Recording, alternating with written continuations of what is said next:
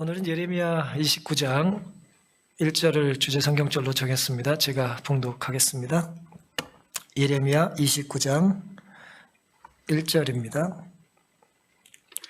선지자 예레미야가 예루살렘에서 이 같은 편지를 느부갓네살이 예루살렘에서 바벨론으로 옮겨간 포로 중 남아있는 장로들과 제사장들과 선지자들과 모든 백성에게 보내었는데 그렇습니다. 말씀의 배경은 예레미야 선지자가 유다가 사실은 망했습니다. 유다가 망했고요. BC 605년에 망했고 3차에 걸쳐서 공격을 받습니다. 말을 잘 듣지 않아서 다시 공격받고 이렇게 했는데요.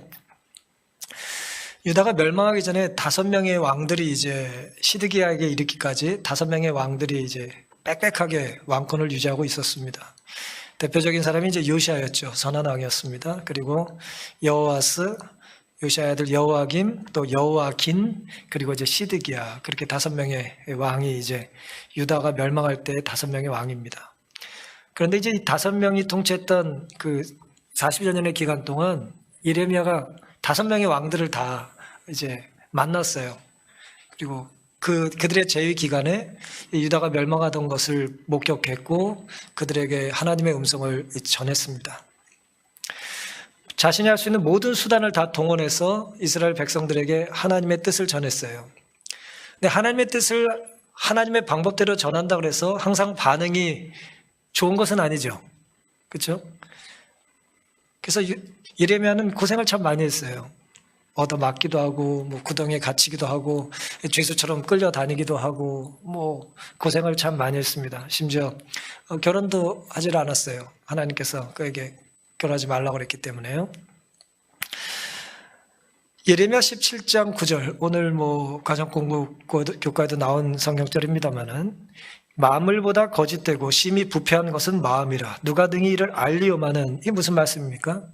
예레미야가 이 타락한 유대인들, 하나님의 백성들의 마음속이 다 무너졌다 이거예요. 하나님의 음성을 아무리 전해도 그걸 받을 마음의 밭이 준비가 되어 있지 않은 것입니다. 봄이 되어 씨를 뿌려야 되는데 기경이 되어 있지 않는 거예요. 마음밭이 너무나 딱딱해가지고 씨가 들어가지는 않는 것입니다. 좋은 씨, 나쁜 씨가 문제가 아니에요. 밭이 문제가 있었던 것입니다. 그래서 만물보다 심히 거짓되고 부패한 것이 마음이라고 통탄했던 것이죠. 그럼에도 불구하고 하나님께서는 예레미야 24장 7절에 내가 여호와인 줄 아는 마음을 그들에게 주어서 그 부패하고 패역하고 거짓된 마음을 하나님께서 바꿔주길 원하셨다는 거예요. 내가 여호와인 줄 아는 마음을 그들에게 주어서 그들로 전심으로 내게 돌아오게 하리니 그들은 내 백성이 되겠고 나는 그들이 하나님이 되리라는 소망과 약속을 예레미야를 통해서 들려주시는 것입니다. 하나님의 음성을 전하고 있는데 마음을 건드리고 계신데, 속삭이고 계신데 준비되지 않은 마음밭은 그걸 받아들이질 않고 있는 것이죠. 오늘은 예레미야의 편지라고 하는 제목을 좀 정해봤습니다. 예레미야의 편지, 이 제목을 통해서 우리를 향한 하나님의 마음을 좀 확인해 보기를 원합니다. 최근에 편지 받아본 분 계세요? 혹시 편지 받아본 분 계세요? 예. 좋으시겠어요? 예. 편지, 또 손편지, 예. 보내거나 받거나 하신 분들이 계신지 모르겠습니다. 예레미야가 편지를 썼어요. 예레미야 29장 1절의 말씀처럼 편지를 썼는데 도대체 예레미야는 어떤 상황에서 어떤 마음으로 편지를 썼는가를 먼저 좀 살펴보겠습니다. 예레미야 29장 1절을 저희가 읽었는데요. 3절까지 말씀을 제가 천천히 다시 한번 읽겠습니다. 선지자 예레미야가 예루살렘에서 이 같은 편지를, 그러니까 자기는 예루살렘에 있는 거고요. 바벨론으로 동족들이 많이 잡혀간 상황에 포로로 잡혀간 자신의 동족들, 요즘 말로 난민들에게 나라를 빼앗긴 식민지 생활을 하던, 그래서 본국 바벨론으로 끌려간 유대 난민들에게 편지를 쓴 겁니다. 느부갓네살이 예루살렘에서 바벨론으로 옮겨간 포로 중 남아있는 장로들과 제사장들과 선지자들과 모든 백성에게 보내었는데 때는 여고니아 왕과, 여고니아는 여호야긴이에요. 여고니아 왕과 국모와 여호야긴의 어머니죠. 여호와김의 부인입니다. 환관들과 및 유다와 예루살렘 방백들과 목공들과 철공들이 예루살렘에서 떠난 후라. 표현을 점잖게 했지만 끌려간 거예요. 잡혀간 것입니다. 잡혀간 모든 사람들의 이름들이 다는 기록되어 있지 않지만 유명한 사람들의 이름들이, 유력한 사람들의 이름이 이제 나열되고 있는데요. 3절. 유다 왕 시드기야가, 이제 마지막 왕 시드기야가 바벨론으로 보내요. 바벨론 왕 느부갓네살에게 가게한 사반의 아들 엘라사와 hil기야의 아들 그마랴의 손에 미탁하였더라. 말이 이제 요즘 말이 아니라 좀 장황스럽지만 요즘 이겁니다. 예레미야가 예루살렘에서 편지를 쓰는데 인편으로 보냈다 이거예요. 그 인편이 시드기야가 보냈던 바벨론에 이제 보냈던 시드기야의 사신이라고 할 수 있겠죠. 그 사람들 인편에 바벨론의 포로로 잡혀갔던 여러 정치인들 혹은 종교인들, 동족들에게 자신의 마음을 이제 편지로 전해줬다라고 하는 내용입니다. 포로 생활 중인 사람들, 난민들이 본국의 선지자로부터 뭘 받아요 지금? 편지를 받는 거예요. 그런데 편지를 쓰던 예레미야의 마음은 사실 그렇게 편하지는 못했어요. 한 주간 좀 마음이 좀 편하지 않으셨던 분들도 계실 수 있겠지만 예레미야가 편지를 쓸 때 마음이 그렇게 편한 상황이 아니었어요. 예레미야 11장 보시면요. 19절. 나는 끌려가 잡히러 가는 순한 어린 양과 같으므로. 양이 왜 끌려갑니까? 죽임당하려고 끌려가는 거예요. 그러니까 거의 죽게 된 지경이에요. 지금 선지자가. 그들이 나를 해하려고 꾀하기를 우리가 그 나무와 과실을 함께 박멸하자. 선지자가 뿌렸던 모든 씨앗들의 열매들을 다 없애버리자는 거예요. 그를 산자의 땅에서 끊어서 그 이름으로 다시 기억되지 못하게 하자. 함을 내가 알지 못하였나이다. 아주 깡그리째 그 존재를 이제 없애버리자는 거예요. 예레미야라는 이름이 나오지도 못하게 다 지워버리겠다는 거예요. 21절. 여호와께서 아나돗 사람들에 대하여 이같이 말씀하시되, 아나돗은 예레미야의 고향이에요. 고향 사람들을 이제 사탄이 사용해가지고 이제 나쁜 일을 하는 것입니다. 그들이 너의 생명을 취하려고 찾아 이르기를 너는 여호와의 이름으로 예언하지 말라 두렵건대 우리 손에 죽을까 하노라 하더라. 동족, 고향 사람들이 그를 이제 협박하는 거예요. 하나님을 전하면 넌 우리 손에 죽는다 하는 거예요. 예레미야 20장에는요 7절부터 내가 조롱거리가 되니 사람마다 종일토록 나를 조롱하나이다. 여호와의 말씀으로 하여 내가 종일토록 치욕과 모욕거리가 됨이니이다. 내가 다시는 여호와를 선포하지 아니하며 그 이름으로 말하지 아니하리라 하면 나의 중심이 뭐가 됐다 그랬어요? 불 붙는 것 같아서. 유명한 성경절이죠. 하나님의 말씀을 전하고 싶지 않아요. 왜냐하면 전하면 날 자꾸 죽인다고 하니까. 그리고 전해도 효과가 있어요 없어요? 마음이 부패하고 거짓돼서 듣지도 않아요. 그렇지만 내가 다시는 여호와의 이름으로 말하지 아니하리라는 생각이 들 때도 있지만 어때요? 동시에 나의 중심이 불이 붙었어요. 내 안에 내가 불 붙이지 않은 하나님이 붙이신 불이 있다는 거예요. 뜨거움이 있어서 골수에 사무치니 답답해서 견딜 수 없나이다 그랬어요. 우리가 화가 나도 말이에요. 이 화가 어쩔 땐 내게 아닌 것 같을 때 있잖아요.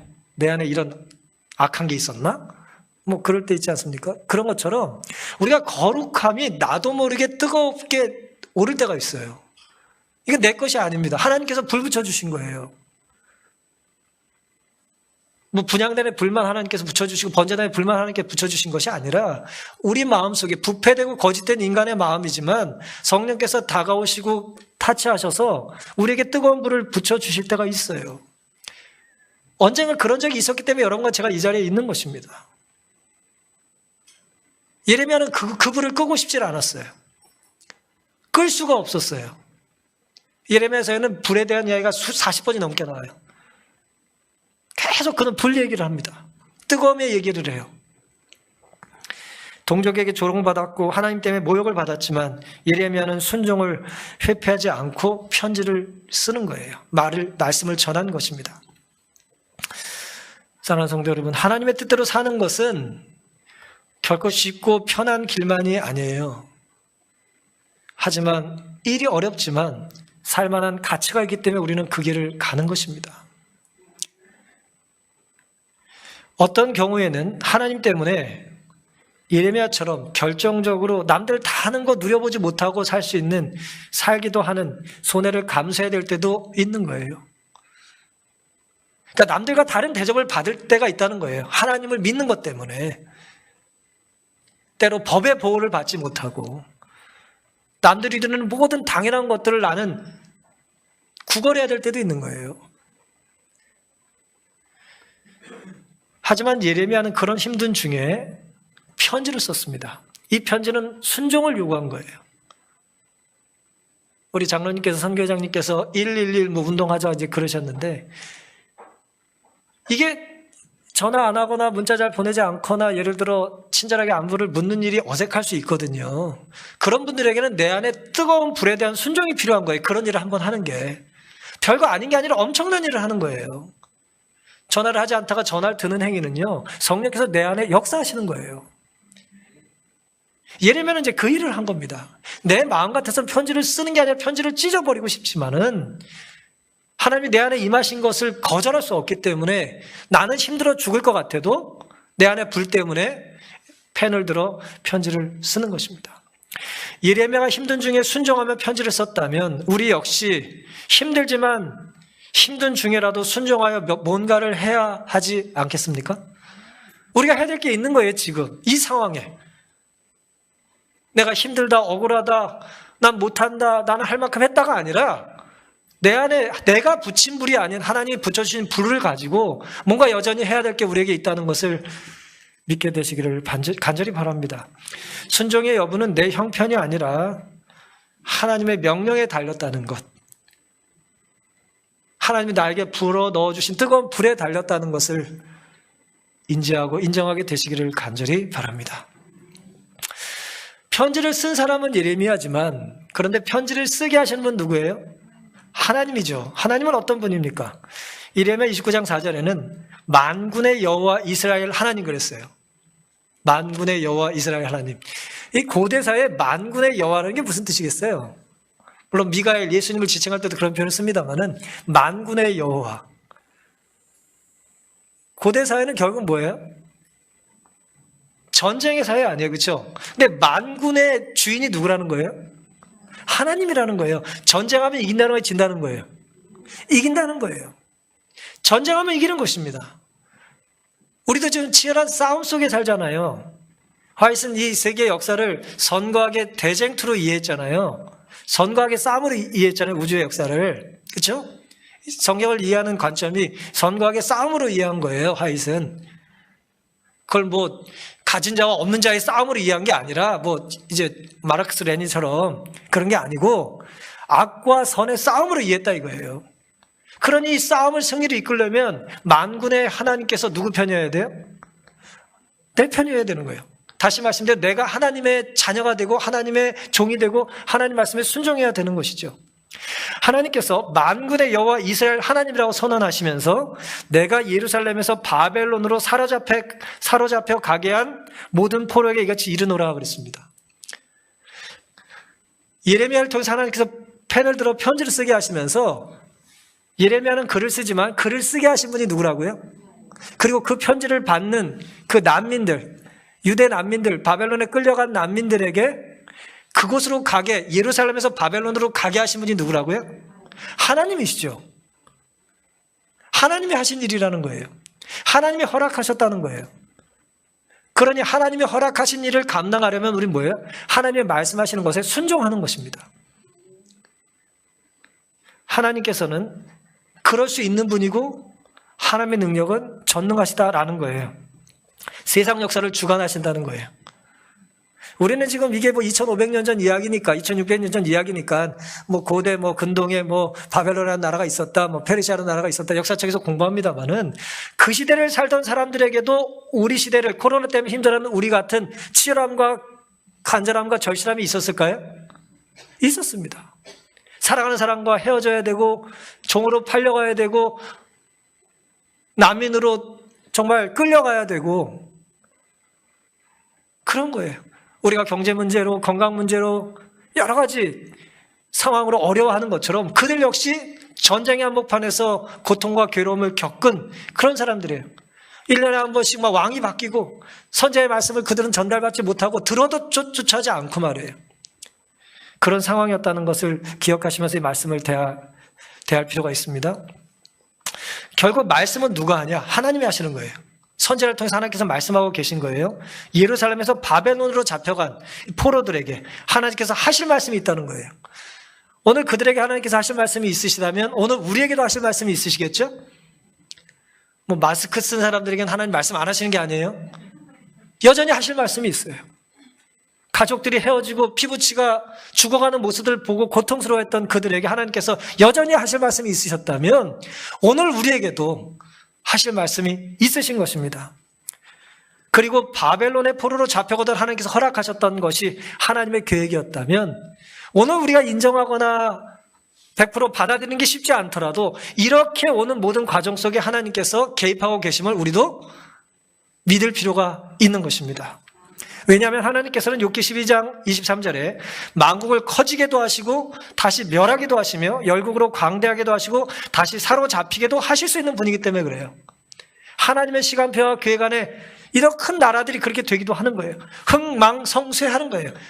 개인만 생로병사하는 게 아니고 나라가 흥하고 망하기도 하는 거예요. 다니엘 1장 2절 우리가 잘 아는 이 동시대의 말씀입니다.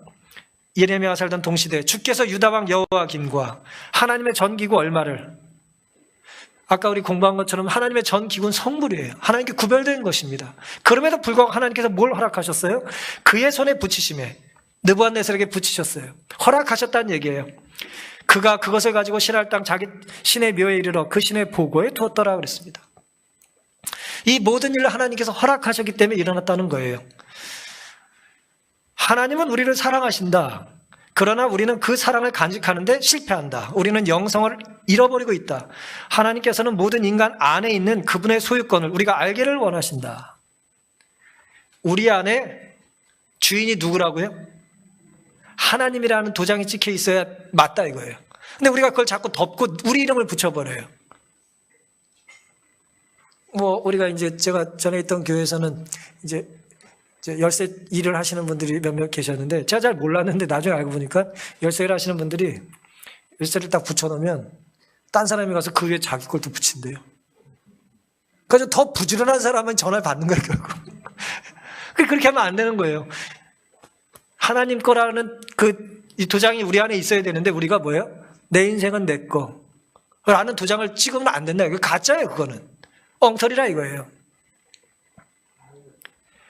그분은 자신의 소유를 가지고 계신다. 그들은 내 것이라고 말씀하신다. 하나님은 너는 내 거다라고 말씀하시고 내가 책임지겠다고 말씀하시는데 우리가 뭐라 그래요? 아닙니다. 내 인생은 내 거니까 내가 알아서 살겠습니다. 책임질 수 없는 거죠. 사람은 비록 하나님의 사랑을 저버릴 수도 있고 그에게서 멀리 떠나갈 수도 있고 또 다른 주인을 택하여 섬길 수도 있다. 인간에게 자유를 주셔서 인간은 그렇게 할 수도 있다는 거예요. 그럴지라도 그들은 하나님의 것이며 하나님께서는 당신의 것을 찾고자 열망하신다. 원주인이 있는데 도둑이 그걸 훔쳐가면 주인이 바뀝니까? 원주인은 변함이 없어요. 우리가 하나님을 등지고 내 마음대로 살아도 하나님은 너는 내 거야, 내가 너 책임질 거야 라는 약속을 끝까지 지키시는 분인 것입니다. 하나님 모든 것의 주인이시기 때문에 하나님의 것을 반드시 되찾아 오실 거예요. 하나님은 금과 은을 찾기 위하여 우리에게 오신 것이 아니라 사단에게 팔린 인간의 영혼, 그 생명을 되찾기 위하여 이 땅에 다시 오실 것입니다. 우리가 주님은 우리 삶의 주인으로 모시면 주님은 주님께 속한 영혼을 찾으러 오실 것이라고 분명히 약속하셨어요. 그러니까 주님은 주님의 자녀를 찾으러 오세요. 근데 주님의 자녀는 누굽니까? 주님이 저의 주인입니다라고 고백하는 사람들이 주님의 자녀예요. 어려운 게 아닙니다. 하나님의 백성은 누구냐? 저는 하나님의 백성입니다. 백성이 되길 원합니다. 그걸 특권으로 여깁니다. 저를 받아주시면 감사하겠습니다. 그런 사람 하나님이 택하신다는 거예요.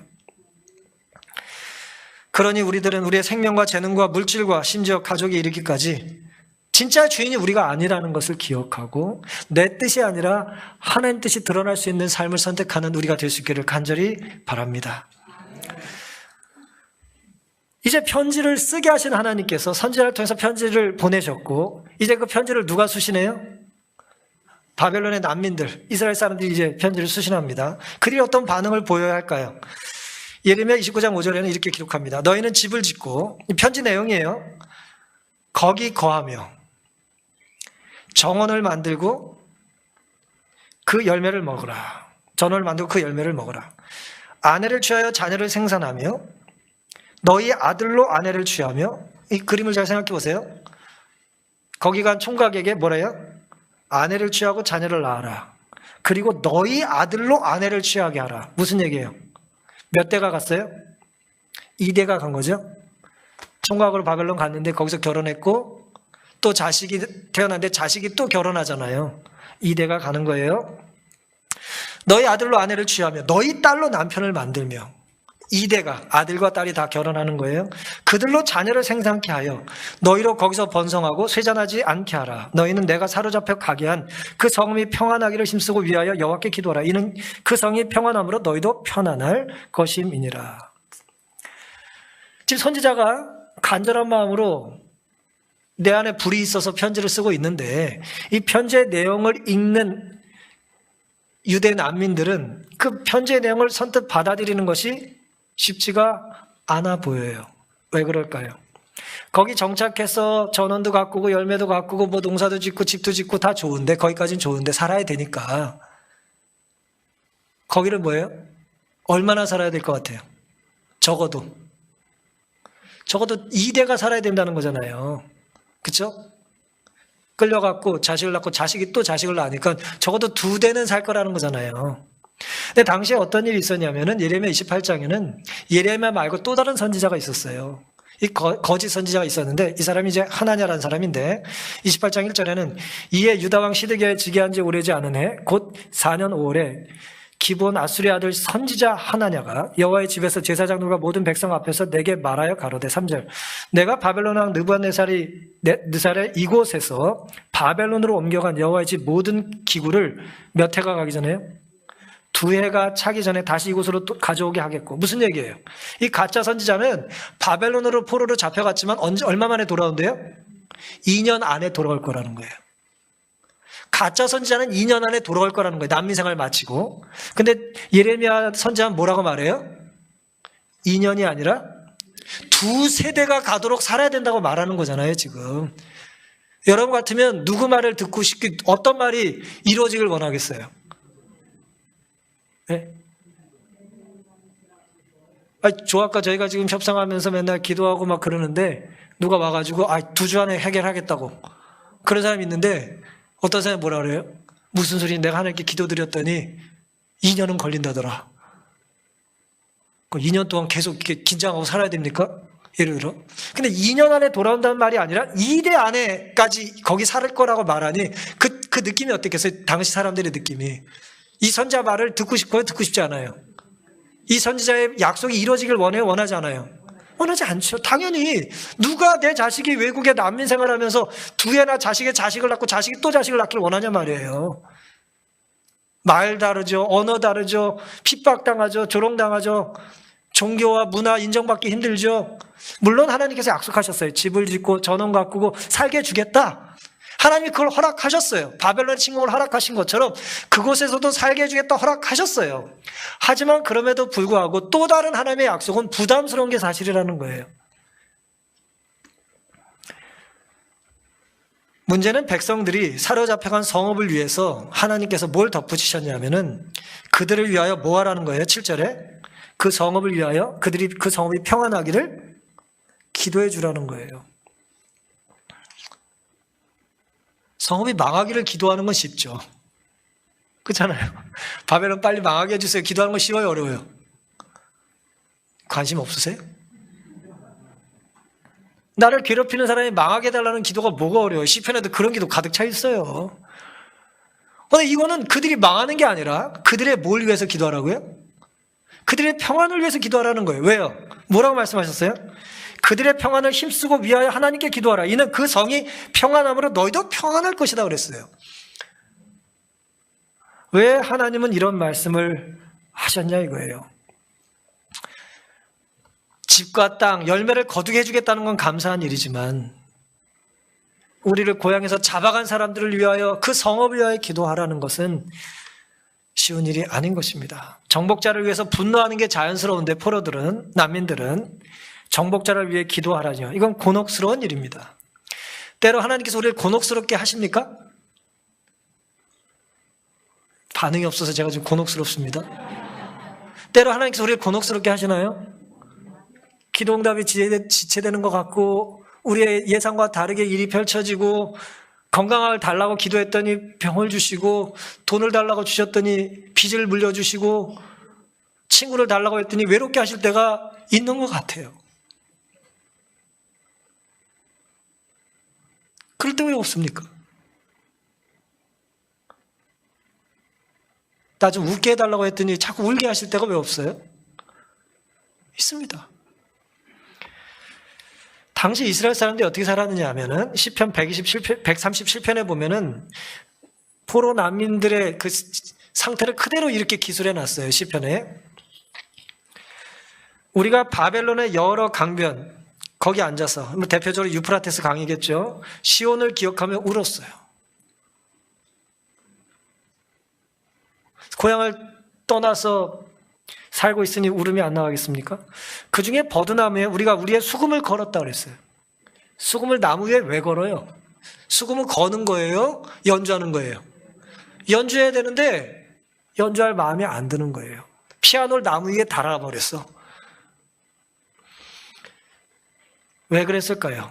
이는 우리를 사로잡은 자가 수금을 나무에 걸어둔 이유가 우리를 사로잡은 누구예요? 바벨론 사람들이 거기서 우리에게 노래를 청하여, 이 번역을 점잖게 했지만 노래해보라고 자꾸 이렇게 이제 한 거예요. 자신들의 영을 위해서 노래를 하라는 거죠. 우리를 황폐케 한 자가 기쁨을 청하고 자기들을 위하여 시온 노래 중 하나를 노래하라 하미로라. 그 지구준 노인들이 꼬맹이들을 어렸을 때 막 노래 불러보라고 막 막걸리 먹이고 그런 거예요, 지금.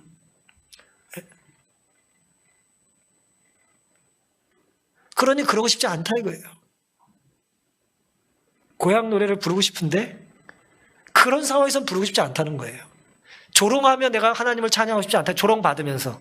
이제 그 얘기를 하는 거예요. 우리가 이방에 있어서 어찌 여호와의 노래를 부를꼬. 온전한 예배를 드리지 못하게 하는 거니까요. 8절 여자 같은 멸망할 바벨론아. 이스라엘 마음속의 심정이 이거예요. 멸망할 바벨론, 망해야 될 이 나라야. 내가 우리에게 행한 대로, 이 가슴 아픈 얘기예요. 네가 우리에게 행한 대로 네게 갚는 자는 유복하리로다.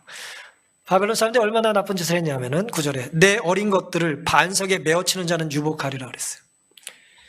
바벨론의 자녀들을 그냥 반석에 그냥 냅다 그냥 내동객 쳐가지고 머리가 깨지도록 하는 게 좋겠다 이거예요. 왜 이런 말을 했을까요? 이건 누가 했다는 거예요? 이런 일을? 뭐라고 했어요? 네가 우리에게 행한 대로,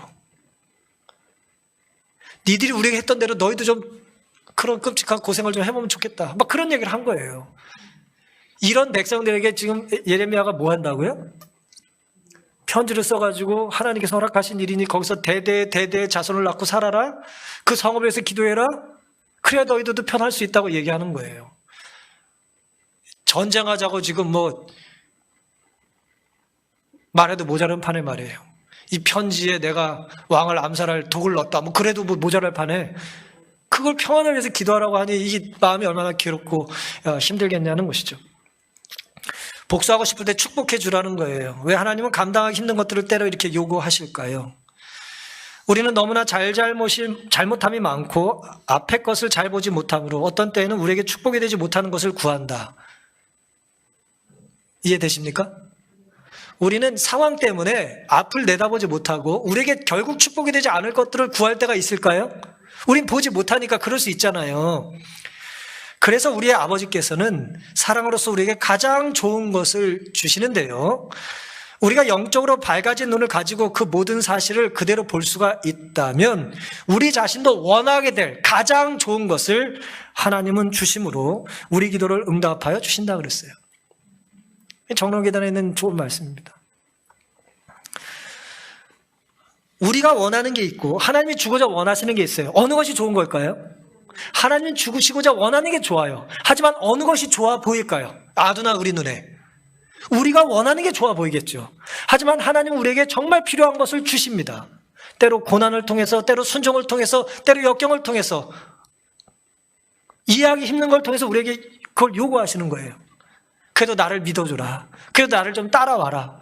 그래도 나와 동행해 주지 않겠냐 라고 하나님께서 우리에게 요구하시는 것입니다. 우리에게 가장 좋은 것을 주시기 위해서 때로 하나님께서는 우리의 본성을 건드리세요. 본성을 거스리세요. 우리의 본성은 바벨론이 뭐 하길 원해요? 망하길 원하는데 하나님은 그걸 위해서 일단 축복 기도해 주라는 거예요. 그리고 예레미야를 통해서 70년 만에 돌아올 거라는 이야기를 먼저 해 주셨거든요. 그러니 70년 동안 거기서 살도록 하는 게 하나님 뜻이니 이왕 사는 70년이 너희들에게 축복이 되고 너희들로 인해 그들도 복을 받아야 되지 않겠냐는 거예요.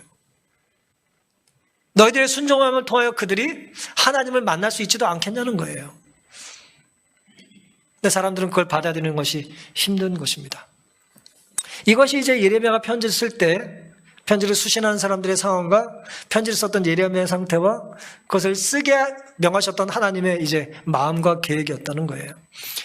오늘 이제 그 포로 난민의 관점에서 오늘 이 본문을 좀 이해하면 이해가 쉬운데요. 제가 한 가지 이야기를 좀 해드리겠습니다.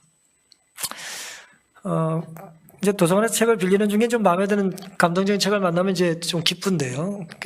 우리가 빚진 것이다라고 하는 몇 해 전에 나온 책인데 전 신간을 잘 사보지는 않으니까 도서관에 있는 책을 빌려보니까요. 근데 재밌는 책이 있어서 한 권 좀 제가 빌려봤습니다. 이름이 골라즈 하셈자데 본데라는 사람인데요. 이제 이란 사람이에요. 이란 출신인데 스웨덴에 정착한 사람이에요. 이 사람이 어렸을 때 부모를 쫓아서 이란을 도망쳐서 스웨덴에 정착한 난민 출신이에요. 그런데 제목을 이제 번역은 이제 우리가 빚진 것이다라고 이제 썼는데 이 내용이 뭐냐면은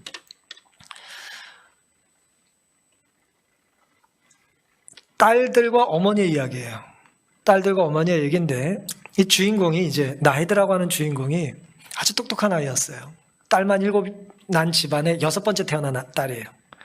그러니 딸 태어날 때 온 가정이 어땠겠어요? 절망의 딸이었어요. 원하지 않는 딸이 태어난 거예요.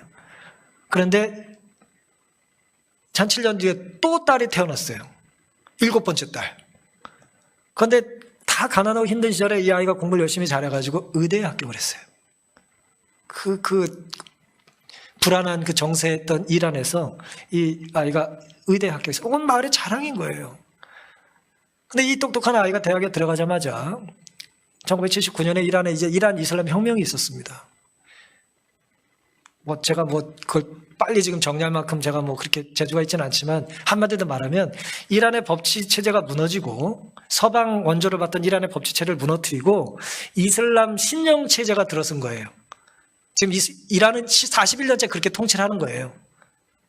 그러니까 우리로 얘기하면 종교 지도자가 나라를 다스리는 거예요. 그러니까 이제 그 와중에 그 빌미를 제공하지 않았겠어요? 부정과 비리가 많았으니까 젊은 똑똑한 사람들이 뭐 했겠어요? 태모를 많이 한 거예요. 그래서 이 주인공이 그렇게 공부를 잘해가지고 대학 들어가서 이제 집안의 자랑이 될 이 아이가 사랑하는 남자를 만나가지고 쉬운 말로 운동원에 빠져가지고 데모를 하다 잡혀요. 잡히는데 그 언니랑 언니가 사귀는 남자가 데모하는 모습이 너무 멋있어 보이니까 막둥이 동생이 14살인데 쫓아왔어요. 쫓아왔다 어떻게 됐을까요? 죽었는지 살았는지 알 수 없게 사라져버렸어요. 결국 이제 사라진 거죠. 근데 이 주인공은 취조를 당하고 고문을 당하면서 너무 두려워가지고 쉬운 말로 동료를 팔고 나와요. 옆에서 이제 죽어가는 동료를 보고 그 사람이 내 애인이라고 거짓말을 하고 그 덕에 내가 여기 나온 거고 나는 이런 거 좋아하지 않는다고 얘기하고 나와요. 왜냐하면 내가 꼬지른 사람이 결국 죽었으니까 나한테 해가 없을 거라고 생각하고 동료들에게 피해를 주지 않을 거라고 생각하고 이제 나온 거예요. 그 죄책감을 가지고 살면서 결국은 이란을 탈출해서 이제 스웨덴에 정착을 하는 것입니다. 그런데 이제 이 여인이 이제 20살 초반의 이야기가 갑자기 50살로 가요. 이 여자가 암에 걸립니다. 이제 죽을 때가 됐어요. 30년 전에 동생을 죽인 죄책감과 어머니를 속인 죄책감이 이 여인을 억누르다가 그게 암이 된 거예요. 이제 암이 걸렸다는 소식을 고향에 있는 어머니에게 이야기를 할 수 있어요, 없어요? 이야기를 못 하는 거예요. 죽어가던 와중에 외동딸이 하나 있었는데, 아람이라는 딸이 있었는데, 그 딸이 어머니를 찾아와서 이렇게 말합니다. 자기가 임신을 했다는 거예요. 항암 치료를 받고 죽을 날을 기다리고 있는데 딸이 임신을 했다는 거예요. 그때 주인공이 눈에 눈물을 흘리면서 암덩어리 속으로, 모든 고뇌 속으로 나는 생각한다. 이게 내가 갈망한 전부다. 생명을 낳는 것이 자기가 그토록 갈망했다는 거예요. 그러면서 이제 이런 아주 감동적인 고백을 합니다. 내가 잉여인간이 아니라는 증거를 얻고 싶었다. 나는 필요 없는 배신자가 아니라는 거예요. 그걸 증거를 얻고 싶었다는 거예요. 배신자보다 나은 존재라는 증거, 남들이 죽고 불행해지는 이유, 그 이상이라는 것. 그리고 떠올린 게 이제 어머니입니다. 고향에 자기가 상처 주고 고통을 준 어머니가 딱 떠올라요. 참 신기하죠? 힘들 때나 기쁠 때나 여자들은 엄마가 생각이 나나 봐요. 엄마에게는 나 암 걸려 죽어갈 거야 같다는 얘기는 하지 못하지만 전화해서 내가 손녀가 태어날 것 같다는 이야기를 해주고 싶은 거예요. 물론 극적으로 쓰다 보니 어머니는 이 말 듣지 못하고 죽습니다. 어머니는 죽고 어머니에게 이 얘기를 전달하지 못해요. 그러면서 이제 이렇게 말해요. 내가 죽을 거였는데 이제 살 이유가 생겼구나. 그러면서 사경을 헤매면서 이제 죽어가기 전에 이 주인공이 이 선망증세를 보이면서 계속 환청을 듣는 거예요. 엄마가 여기 있다. 엄마가 여기 있다. 엄마는 널 두고 가지 않을 거야. 그렇게 계속 이제 한 발도 하고 한 발도 하고 계속 그래요. 딸이 낳을 자식을 생명을 볼 때까지만 살게 해달라고 기대를 했는데 결국 극적으로 마지막 페이지에 작가는 손녀가 태어나는 소식을 이렇게 전해줍니다. 딸이 죽어가는 엄마 앞에 자기가 낳은 딸을 데리고 와서 이렇게 말해요. 여기 왔어요. 이제 여기 나왔어요. 누라가 여기 있어요. 엄마는 해내셨어요. 엄마. 난 생명의 냄새에 휩싸인다. 사랑스러운 아가. 내가 할머니란다. 내 강아지. 내가 너의 할머니다. 내가 너를 여기 데려왔어. 그리고 우리가 그랬지. 물론 긴 소설은 아닙니다만은 이 이야기 제가 이 짧은 시간에 다 요약 정리할 수는 없고요. 정리라면 난민으로 살았던 이 소설가가 자기 부모님 세대가 겪었던 이슬람, 이제 이란 혁명에 대한 것을 이제 상상을 동원해서 이제 기술을 한 내용인데요. 손녀의 이름을 누라라고 줬잖아요. 근데 누라는 누구 이름이냐 하면은 30년 전에 자기를 쫓아와서 아무것도 모르고 데모하다 죽은 여동생의 이름이에요. 그래서 이렇게 말을 한 것이죠. 내가 너를 여기 데려왔고 이제 누라가 돌아왔다고 말한 거예요. 이 죄책감을 놓고 싶었던 거예요. 사랑하는 성도 여러분, 오늘 제가 예레미야와 연관해서 이 이야기를 잠깐 해드리는 이유는 누구나 죄책감을 가지고 삽니다. 우리의 잘못된 선택 때문에 우리는 부채를 안고 살아가는 거예요. 그 책의 제목처럼 우리가 빚진 것이 있는 거예요. 누군가의 희생에 기초해서 오늘 여러분과 제가 여기 있는 것입니다. 근데 이 여인이 계속 그걸 어쨌든 갚고 싶었던 거죠. 갚을 수는 없었지만 갚고 싶은 거예요. 죽는 순간까지. 그래서 결국 자기는 뭐라고 확인해요? 나는 잉여인간이 아니었구나. 나는 생명의 연결고리 중에 하나였구나라고 하는 것을 자신 있게 발견하고 이제 감사하며 눈을 감습니다. 자기 때문에 14살에 죽은 그 동생에 대한 죄책감을 이제 드디어 놓을 수 있었던 것이죠. 필요 없는 배신자가 아니었고 나는 누군가의 어미였다는 거고 누군가의 할머니가 될 수 있었다는 거예요. 누가 필요한 존재입니까? 하나님 보시기에. 하나님의 자녀는 다 필요한 존재입니다. 다 살 가치가 있어요. 하나님께서 오늘 선지자의 편지를 통해서 우리에게 말씀하십니다. 하나님의 사랑을 믿고 상황이 어떠하든 그리스도인답게 살라는 것입니다. 자녀의 자녀가, 딸의 자녀가 아내를 맞고 남편을 맞을 대대로 하나님께서는 우리를 평안하게 인도해 주기를 약속해 주시겠다는 거예요. 바벨론의 성도 평안하게 하실 수 있는 하나님께서는 이 시대에 코로나의 광풍이 휩싸이는 또 불안한 우리의 심령 속에도 평안을 허락해 주실 수 있을 것입니다. 이 세상에 우리가 어떤 경우에는 때로 영적인 난민으로 사는 것 같이 느껴질 때가 있어요. 세상에 주류가 돼보지 못하고 한 번도 이 난민 같은 작은 집단에 속해서 우리가 여기 치고 저리 치고 인정받지 못하고 속고, 하지만 영적 난민처럼 우리가 사는 것 같이 느껴진다 할지라도 우리는 가야 할 하늘 분향이 있습니다. 그래서 우리는 하늘 가는 그때까지 때로 원수의 평안을 비는 일을 위해서라도 우리는 힘들지만 순종의 발걸음을 옮겨야 될 분명한 이유가 있는 것입니다. 그래서 미운 사람 위해서 기도하시고 날 울게 하는 사람 위해서 기도해 보시기 바랍니다. 그럼 하나님께서 우리를 미소 짓게 하실 것이고 필경 승리의 길로 이 교회를 인도해 주실 것을 믿고 감사하면서 오늘 말씀을 마치겠습니다.